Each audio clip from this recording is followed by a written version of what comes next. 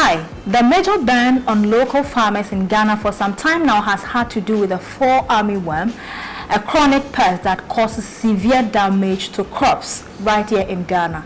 How are we securing food amid the ravaging impact of COVID-19? I will be hosting the CEO of National Food Buffer Stock Company, Honorable Hanan Wahab Abdul, to tell us more on what preparations are as we keep, fighting and preventing the stop of coronavirus. I'm going for a quick break. When I come back, I'll introduce my guest to you. Stick and stay.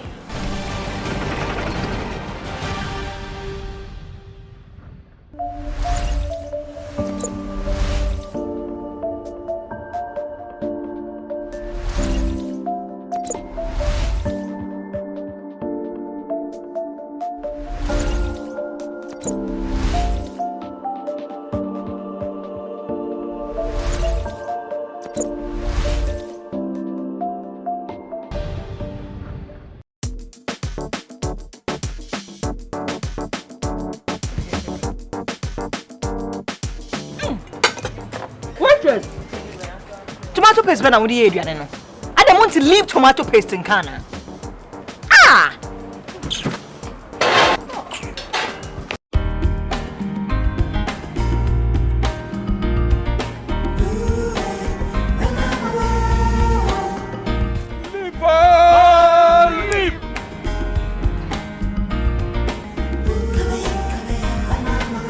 Aha! This is what I call Adriane. Secret na L-E-A-P, leap. Someone when him say leap tomato paste Adriane there. It was superb and palatable taste. Na esu obiara so. There were large and small sizes for chop bars, restaurants, and enfie. For bulk purchase, contact 033-2095-314 or 050-141085.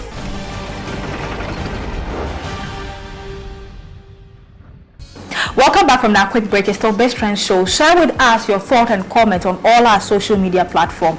Thank you so much, Honorable, for joining us. Hey.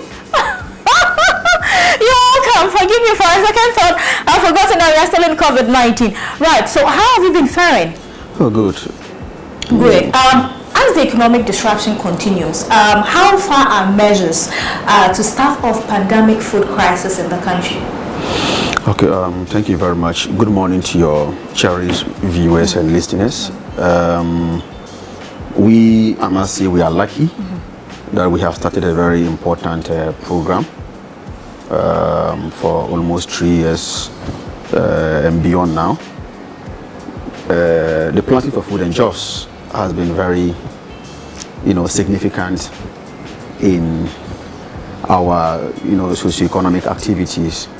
And today, COVID-19 has hit the entire world, and every nation's strength now is their food. Okay.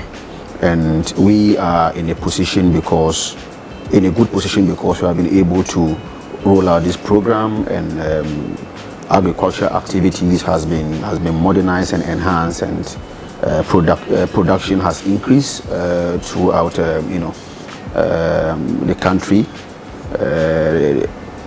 Farmers are very happy embracing the program because of the incentives surrounding that comes along with the program. Exactly. Right. Okay. How are we working together to save lives, meet immediate needs through emergency responses around this time of COVID-19? Okay, during the lockdown, we have been able to, first of all, collaborate with the feed-based organizations to do some emergency or short-term measures to assist the vulnerables. We have been able to distribute over 500,000 packs of dry food to the vulnerables in the affected areas. So that is a short-term measure or an immediate measure to support the vulnerable.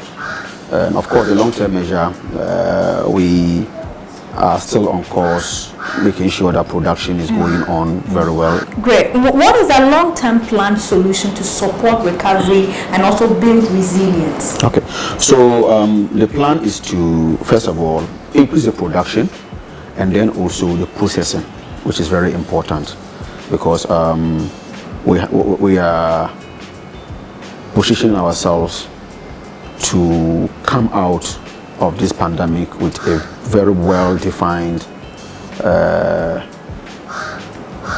agricultural improvement programs.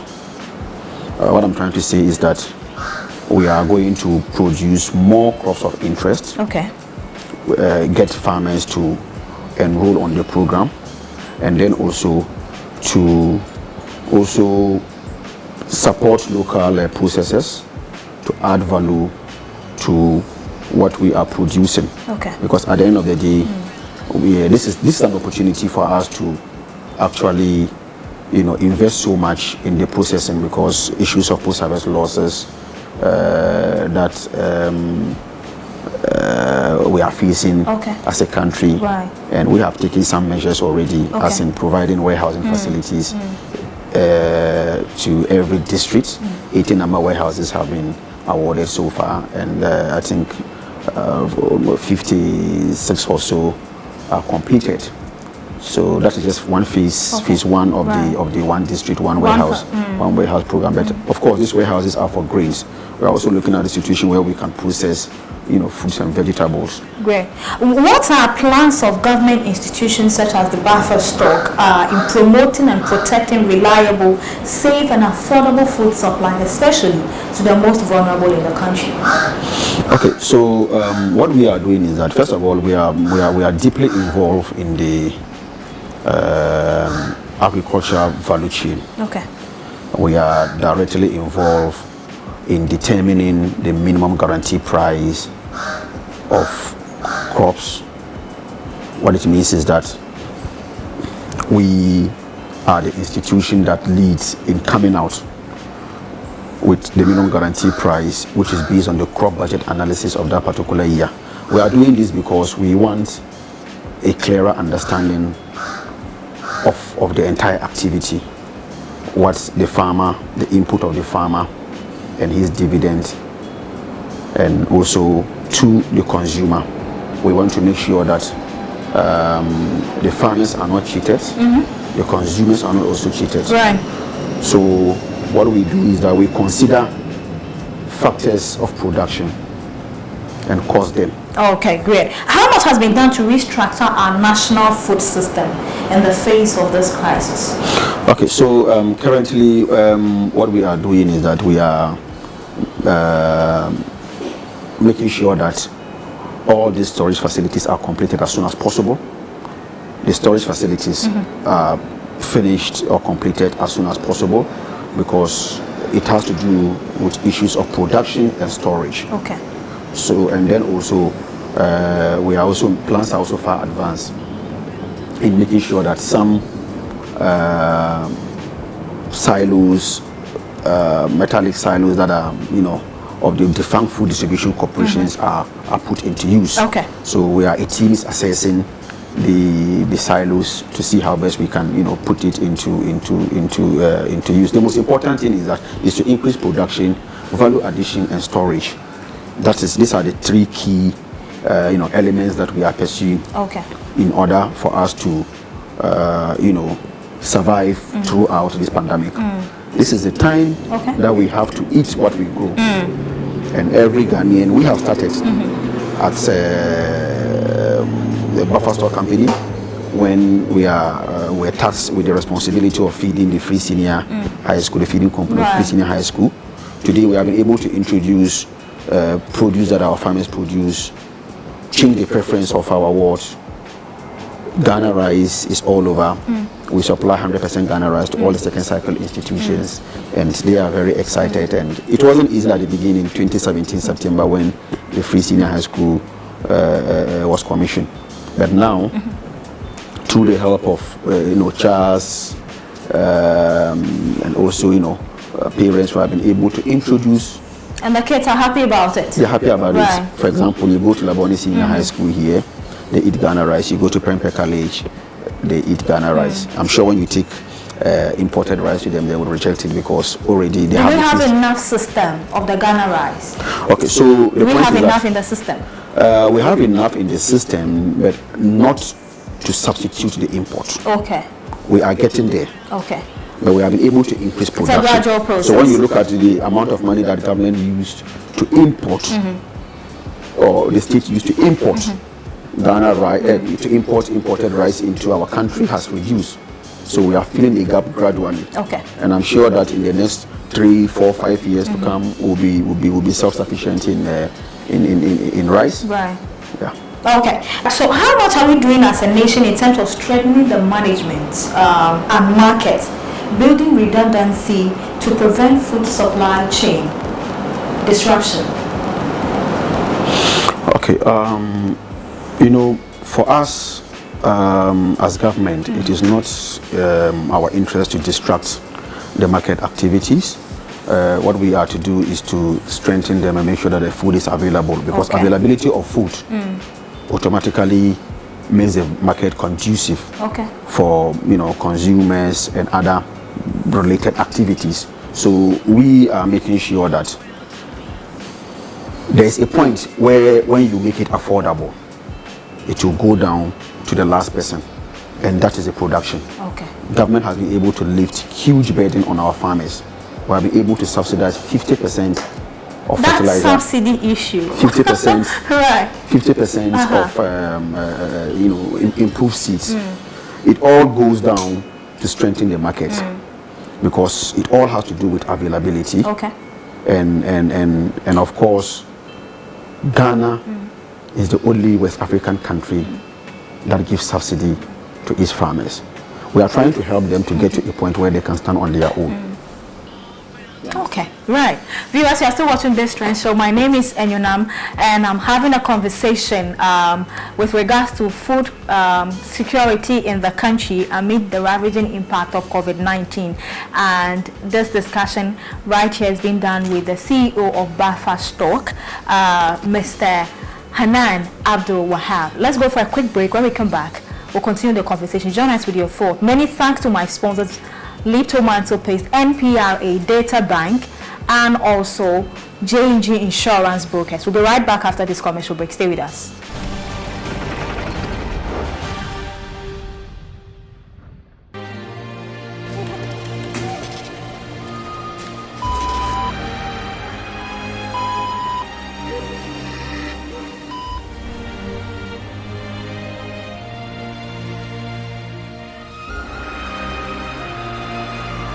When you've worked hard for your money, you want to make sure you're investing it with the right company.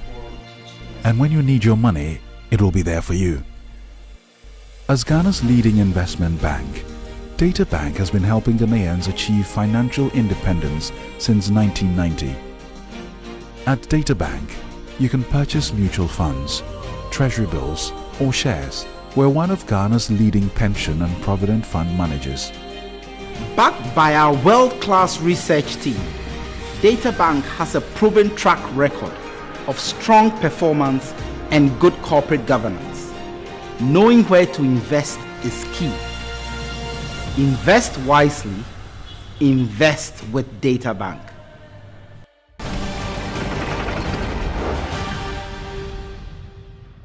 It's the BizTrends Show, and next to me is the CEO of National Food BAFA Stock, Mr. Alhaji Wahab. Right. You mentioned storage facilities. You said about 50 or so is ready for use, and you also talked about the subsidy that farmers stand to enjoy in the country. Now, other school of thought disagree with that subsidy, point where they say, really, when we go to the market, we buy it at the same price. We are not really experienced. How does it come about? Explain the subsidy thing. Okay, so like I said, we are to help farmers to produce, and we have identified two key factors that will encourage farmers to produce or to increase their acreage of production. One is a subsidy to support them to get the inputs. Right. Two is to give them the marketing arrangement. So we have been able to fulfill these two key factors. So what it means is that farmers are given a subsidy that will reduce their cost of production.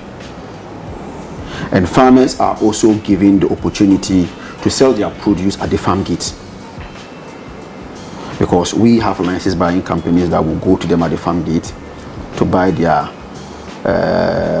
harvested farm produce and then bring it into the system. If farmers are enjoying access to some seedlings and also they are also enjoying the subsidy, how come that they are not increasing production? We still go to places like Burkina Faso to buy tomatoes. Okay, so when you look at tomatoes, tomatoes is a vegetable, perishable food item, and tomatoes is also seasonal. There have been instances where we produce a lot of tomatoes that goes waste in Akoma Dine area. I don't know whether you are aware of that. I know. It's because we don't have factories to process them. Exactly. So that is the problem we are currently tackling. Because we overproduce as a result of the planting for food and jobs. And we don't have the processing equipment to process all this excess tomatoes. So going to Burkina to buy is as a result of our inability to process what we have harvested before Burkina Faso. So at that period we are actually out of our season and we have to go to Burkina and then buy. So we are also under the One Village One Dam program. This is a program that is helping farmers, especially vegetable farmers who can produce their vegetables all year round. Moving on, isn't it time governments consider a non-repayable emergency fund for farmers? You will agree that farmers do extremely well to put food on our table. But when it comes to, financial bit, they are the most poorest we have in the country. Well, so is it about time we consider something like that? I disagree with you, my Really? dear. Yes, I disagree. You think our farmers are rich? Because our farmers are doing well. Government is also doing very well. Like I indicated to you. There are other African countries that are richer than Ghana. Okay. But they are not subsidizing even a CD to their farmers. We are giving them 50%, and out of the 50%, we are saying that the farmers should pay 25% outright and pay the other 25% when they harvest and sell their produce. So these are. So that should be enough, right? That is more than enough because farmers are very glad and they are very appreciative for what we are doing. Okay. You understand? Right. We were hoping that the COVID, the curve will go down, but from the look of things, the number keeps rising. Are we looking forward, or are we seeing a day come that will consider agricultural inputs as essential and possibly would have to get some means of transporting these items to farmers to help them in producing? Already agricultural inputs are essential to our farmers, and as we speak now there have been movement of trucks of inputs, fertilizer, seed and agricultural machineries. You understand? So whether the curve flattens or not, agricultural activities are ongoing. Okay. They are ongoing because we are not going to be pulled back by the pandemic in terms of agricultural production. Okay.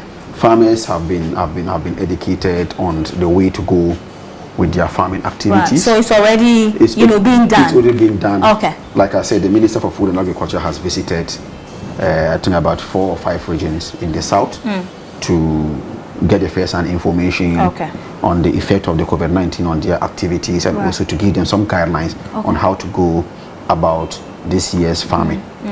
Great. Viewers, you're still watching BizTrends. Up next is the third bit on investment, brought to you by Data Bank. I'll be right back to conclude our conversation today on food security amid the ravaging effects of COVID-19. Stay with me, I'll be right back.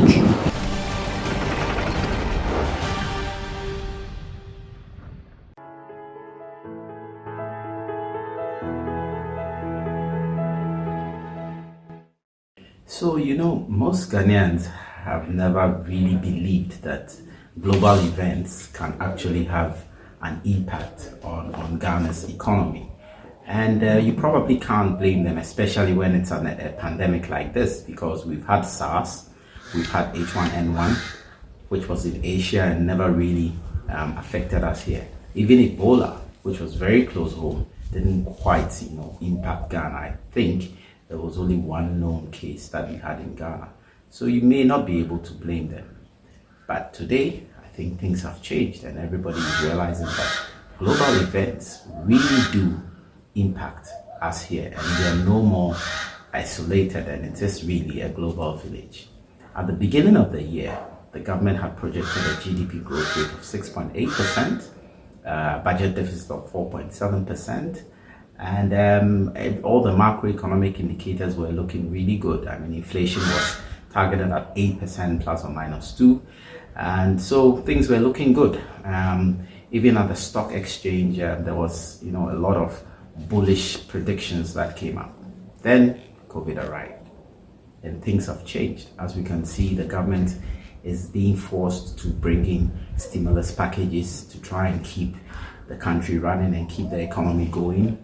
And we've seen that they've had to bring in social measures, and even to the extent that there's discussion on suspending or partially repealing the 0% funding from the central bank.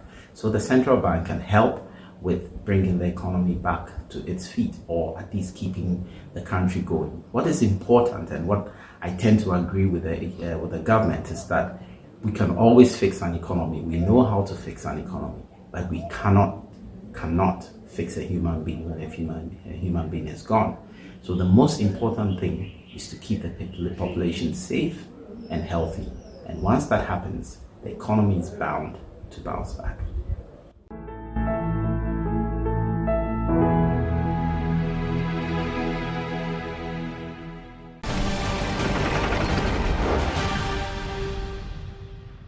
Welcome back from that quick break. There you have your tidbit and update on investment, brought to you by Data Bank. Invest wisely, invest with Data Bank. NPRA is encouraging you that whether you are an employee or an employer, remember that your contribution is very key to a stress-free retirement. So walk to their offices and start your contribution and leave tomato paste. Go to the market. If it comes to cooking, the best tomato paste I recommend is Lean. And of course, if you want to take insurance policy, contact J&G Insurance Brokers to give you the best advice on what policy best suits you, and so that when it's time for your claims, you will not be found wanting. Honorable, back to you. I posted your photo and mine on LinkedIn that I'll be having you Saturday, tomorrow, on the show, and I received a couple of questions. Now, one has to do with why you fail to pay suppliers on time. How do you respond to that? Look, if a supplier is saying that he or she is not getting his payment on time, probably okay, it's coming from the supplier's inability to submit his or her store receipt vouchers from the schools to buffer stock. Really? Yes. What you are supposed to do is to bring the store receipt voucher so we can process it for payment. But somebody decides to keep it until they are done. Until they are done with their total supplies to the schools before they bring the store receipt vouchers. Right. And once we receive the store receipt vouchers, it is clearly stated in the license that upon receipt of the store receipt voucher, duly signed by 3 officers of the school, will pay you within 60 days of receipt. Okay. All right. Understand? Right. There's another gentleman, Randy Isaac Haibo. He says, my maize farm is already infested. The 4 army were. I'm sure you've heard in the news okay, that. So I think what you should do is that you should just follow the protocol and then make a report so that a team at PPRSD would quickly visit the farm and have a look at it. Okay. Yeah. Okay. Lastly, there's this lady called Christine. She is in Shire Hills. Now, I don't know how she heard this, but how do you respond to the fact that people think that the suppliers whom you work with, most of them are from your political party? It's unfortunate. How do you even, get to that? It's unfortunate to, think about that because in 2017, before the commencement of the free senior high school and the engagement of buffer stock to supply these various food items, we have circulated a request through the Director General of Ghana Education Service to all the second cycle institutions to ask their suppliers, their existing suppliers, to come and register with the buffer stock because the system has changed. Okay. They used to do their own procurement. Now government is doing the procurement. So we are asking them to send their suppliers to come and register with the buffer stock. And most of them have come to register, if not all, in our system. Okay. When we were sending the circular or the request, we didn't see bring your MPP suppliers. We don't even know them. Right. Okay. So they are random people. The most important thing is that we want people with capacity. Okay. We want people with capacity who can deliver on our behalf.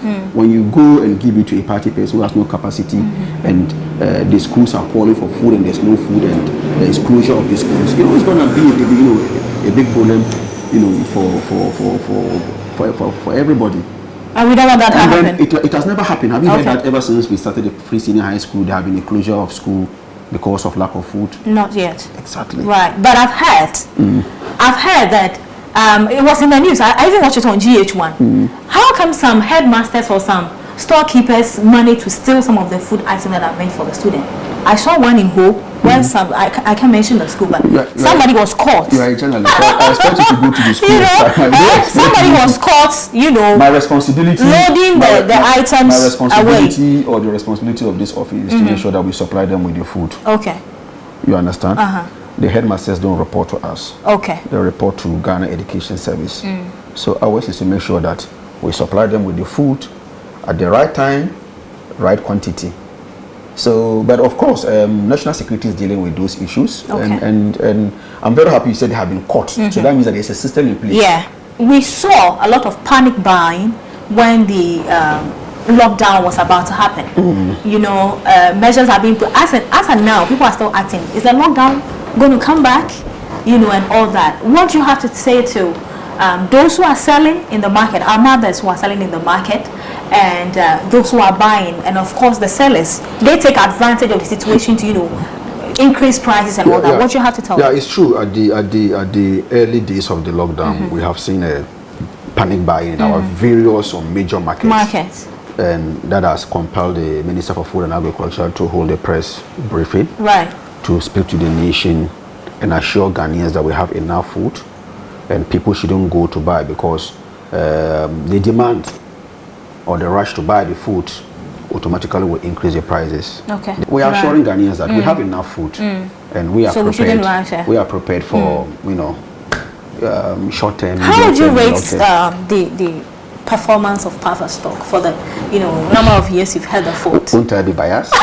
Don't be. You should be honest with me. Right. Okay, so you see, I took buffer stock with only 4 regions in operation, as in Ashanti, BA, Northern, and Upper East. Today, I have been able to get our regional managers in all the regions, able to including your own, Volta. Been able to open offices there and expand our activities. Okay. And today we have been able to serve very well 2 flagship programs of this government. Okay. The Planting for Food and Jobs and the Free Senior High School. Buffer stock is the cornerstone of the Planting for Food and Jobs. Market is very essential here, and we are there to provide the market for farmers, Ghanaian farmers. With the Free Senior High School, we have been able to execute our mandate, or what we are tasked to do effectively. That is the feeding component. Okay. over 600 boarding second cycle institutions, and you have just admitted that there have not been a situation where a school have shut down because of lack of food. No. So when you look at it, our performance 100%, and we are still doing more. Okay. Yeah, we are still doing more because we are engaging other government institutions to finalize an MOU with them so we can supply them with food items. Finally, before we wrap up, what will be your message to Ghanaians, especially to our farmers who are watching you, and the situation in which we find ourselves?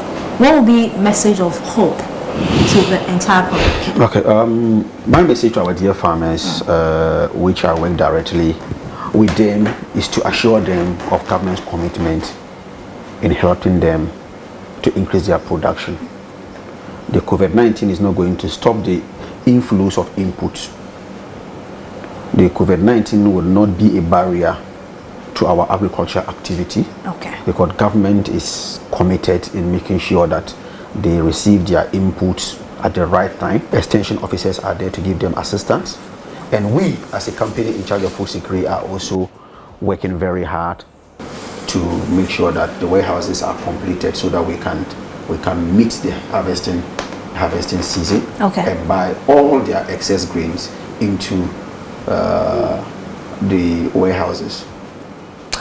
All right, so viewers, there you have it. Honorable, yes, here's my honorable Honorable Hanan Abdul Wahab. He's the CEO for National Food Buffer Stock Company, and today we are so much grateful for his time to enlighten us and reassure us that we are safe with regards to food in the country. Many thanks to Backup House of Beauty for my webcam. Call her on 0506-8394-31 Shesen Hacho. And thanks to all my sponsors.